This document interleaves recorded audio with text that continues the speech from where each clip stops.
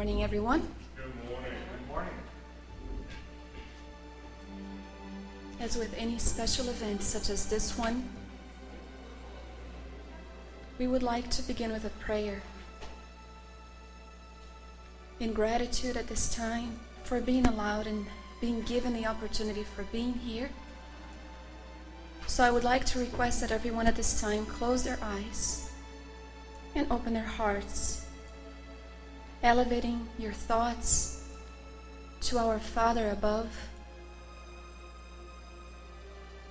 and remembering the face of our sweet Jesus Master, and also of the good spirits that are here embracing us at this time, and having prepared this place for us, this event which was orchestrated way before. The volunteers putting their hearts and all of the efforts into started working in the physical realm. And so let us give thanks at this time to our Father for the opportunity of reincarnation and allowing us to be here in the physical realm among our family members and new friends that we make, the friends that we re-encounter along the way. The blessed opportunity of having been found the Spiritist doctrine to enlighten and guide us, and giving us the tools necessary for our individual effort in the spiritual growth. We are so very thankful, Jesus, for the fact that you came over 2,000 years ago, giving us the lighted path in which we should follow. And although it is yet still so hard, we are thankful for the presence of the good spirits who are constantly, through the love and mercifulness of their hearts and patience, guiding and waiting for us to respond to their suggestions, to their friendly reminders of our commitment before diving into the flesh. And here we are in the 6th Spiritist Seminar of Atlanta.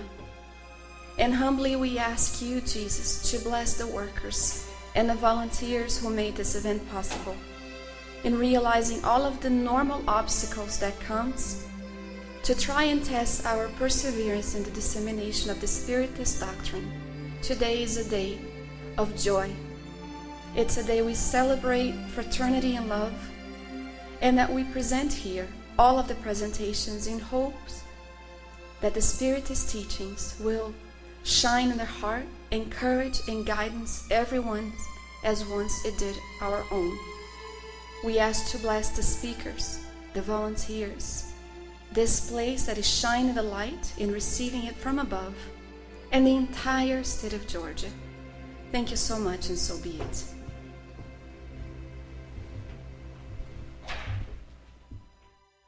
We want to thank everybody who was involved in the production of the Spiritist Conference, all of our volunteers, the Spiritist, the Renovation Spiritist Society, and the Christian Spiritist community of Atlanta are the producers of the Spiritist Conference every year, and they put a lot of hard work and time and effort into making sure that it's the best production that can be presented to the public.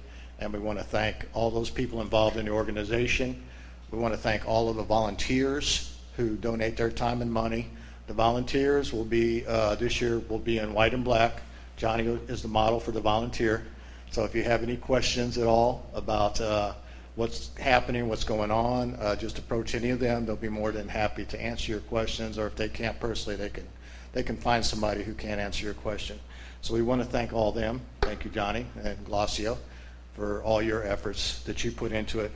And also this year we have a lot of Spiritist centers that helped participate. There's a handout on everybody's chair with the full contact information. But just let me briefly introduce them. The Louisville Spiritist Study Group, the Divine Union Spiritist Society, the Abraham Lincoln Spiritist Society, and the Spiritist Academy of Charlotte all helped participate in this year's and helped in promoting it, publicizing it. I see a lot of our friends, Bob, they came all the way from Charlotte to participate, and a lot of other people probably that I don't know, specifically what centers you're from. But we thank you all for all your dedication and hard work and for taking the time and the effort. Hi, how are you? And for coming here to participate. A little brief explanation about our Spiritist Conference and what we do and why we do it.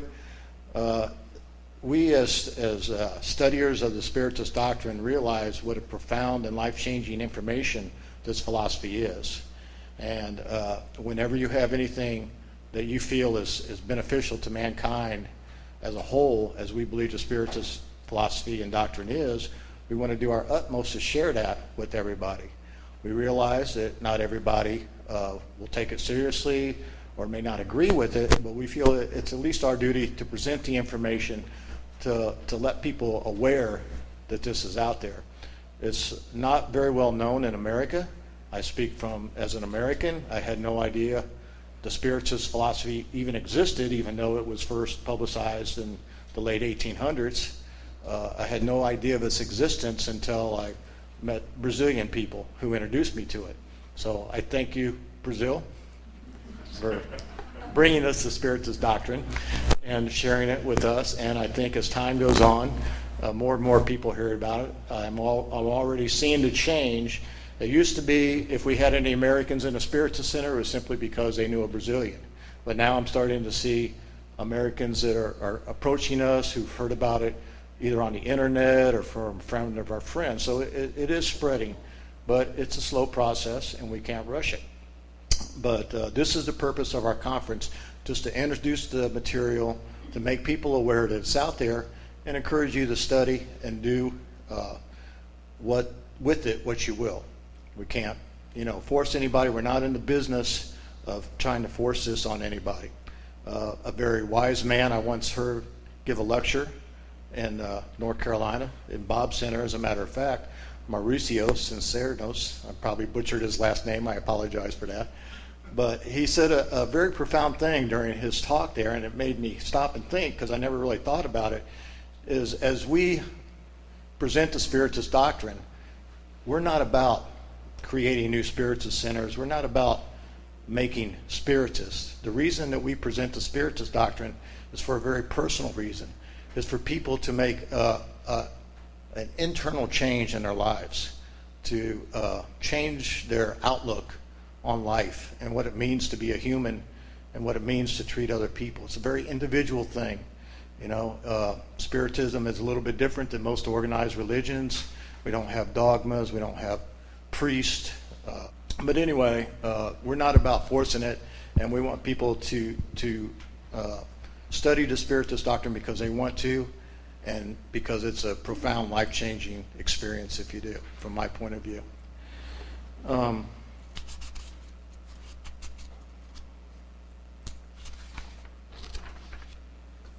Glossio, is there something? Oh no, it's just the time. Okay, yeah. We've got a little bit more time, right? Yeah, 15 minutes. Yeah, okay. I also want to talk a little bit more about the Renovation Spiritist Society and the Christian Spiritist community of Atlanta. They're both located in Mableton, Georgia, and if you go out to the front counter, there's newsletters that one of our members publishes every quarter, and it has information of a Spiritist nature, both in English and Portuguese. And it has the addresses and the activities for each of the centers, and I briefly wanted to go over that really quickly for anybody that's local here and would like to get some more information about Spiritism or visit a Spiritist center to see what we do there and see what it's like.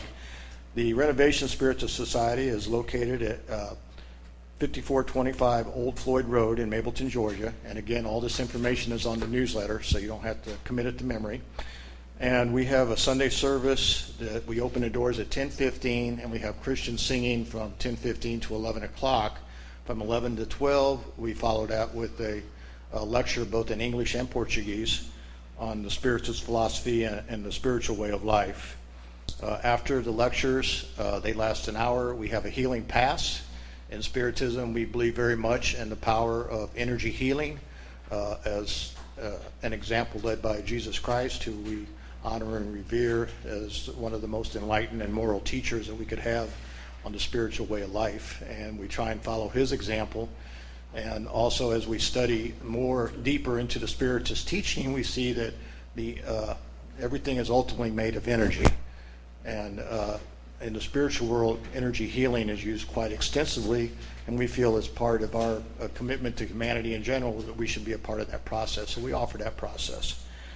And the Christian Spiritist community is also located in Mableton, Georgia at 5566 Oakdale Road. And from 10:30 to 11, they also have live Christian music. And from 11 to 12, they have the lectures, and followed by the healing passes also there. We also put on a lot of events, fundraising events, lunches, and parties that if you come to the Spiritist Centers, you can get more information about. We welcome anybody to participate. It's a time for fraternal brotherhood among people from the different centers to get together and share passions, if you will. I think I'm doing good on time. We have a group of singers, and today we have two here that want to share some music with us, Bing and Christy. If you, and Laura. Oh, okay. I'm sorry. I thought you had just the two of you, so I apologize. I apologize, Laura and Shayla, as part of the singing group. And I jokingly call them the Spirit Tones, kind of a name I just made up with, because I think they should start a recording label because they sound so beautiful. But if you guys would like to share your voices and your singing talents at this time, that would be wonderful.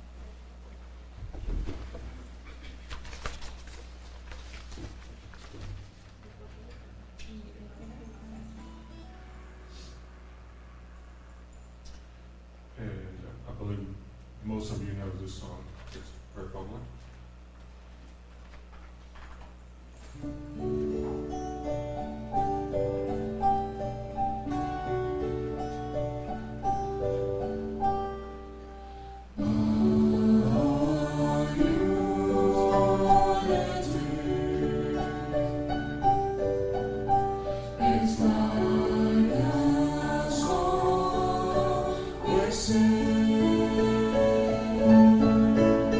Let's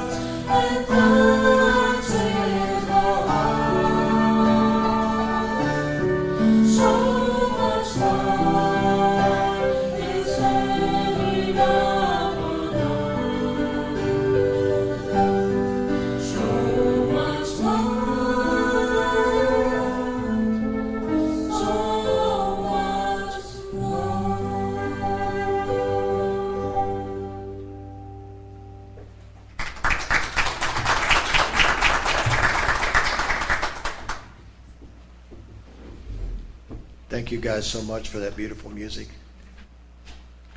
You know, and as we study Spiritism, we talk, as I mentioned before, we believe the world is basically all made of energy, and those energies vibrate at certain frequencies, and they can affect us in profound ways.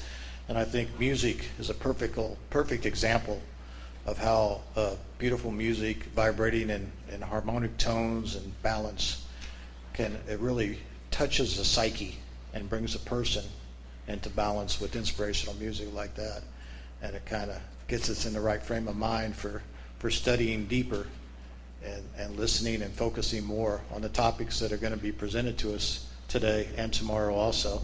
We have 2 full days of lectures on various topics concerning the Spiritist philosophy. And most of the lectures will be approximately 1 hour in length, and then we'll have a 10-minute break in between time. We encourage people to go out to the lobby and look at all the material available. Again, this is not a fundraising event. It's not a profit-generating event. It's a Spiritist and knowledge dissemination event. And all the material out there is expressly for the purpose of spreading the knowledge contained in the Spiritist doctrine.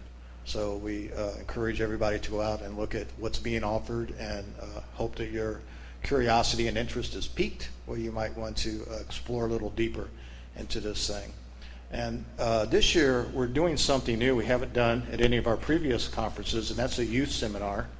And we'll have one today that's going to be conducted by Andrea, the beautiful lady who gave our opening prayer.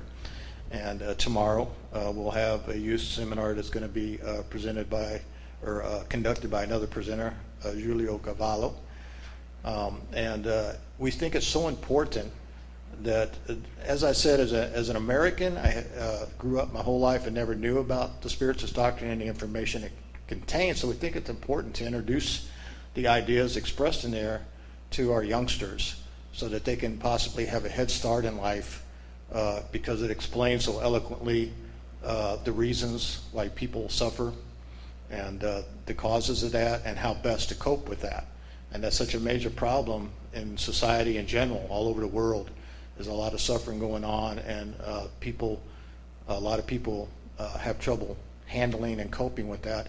And the Spiritist doctrine gives us a lot of tools. It gives us a lot of knowledge to understand these things, and we think it would be extremely beneficial to the youngsters of today to have that as they're growing up. We were talking last night, Andrea and Marcelo and I, about the importance of educating children.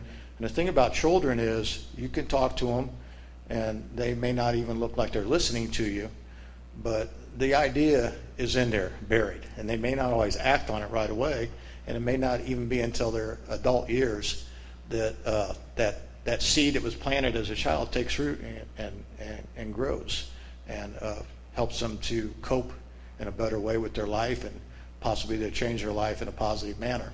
So the important thing is not that we make them change at an early age, follow what the Spiritist doctrine says how we should live our life, but just to present it to them and let them have that seed that grows in there over time.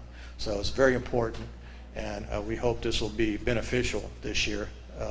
And if it is, we'll continue it every year. But we think it's so important to introduce children to, and it's really just the moral concepts that Jesus presented 2,000 years ago.